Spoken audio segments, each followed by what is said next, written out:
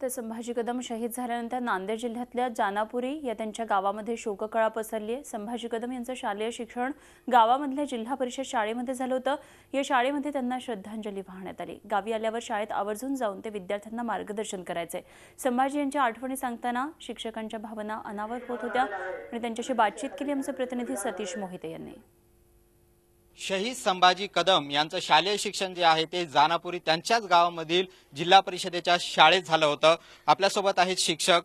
Sir सांगा, आपल्या शाळेतला विद्यार्थी देशाचं संरक्षण करताना त्याला वीर मरण आलेलं आहे, काय नेमक्या भावना आहेत विद्यार्थ्याप्रती आणि देशाच्या जवानाप्रती? आम्हाला आमच्या शाळेचे जे विद्यार्थी आहेत शहीद संभाजी कदम यांना जे आज वीर मरण आलेलं आहे त्याबद्दल आमच्या शाळेचे विद्यार्थी म्हणून खूप अभिमान आहे। त्यांनी या प्राथमिक शिक्षण आमच्या या जिल्हा परिषदेच्या शाळेमध्ये घेतलेलं आहे।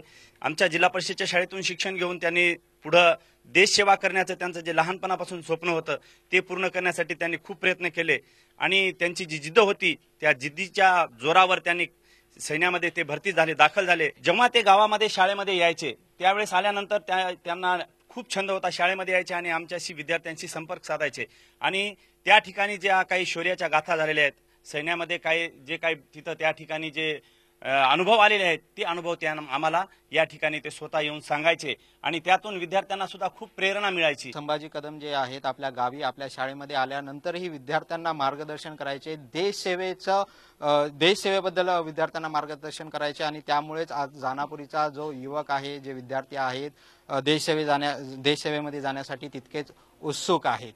कॅमेरामन मोहम्मद तौफिकसह सतीश मोहिते, झी मीडिया, जानापुरी, नांदेड।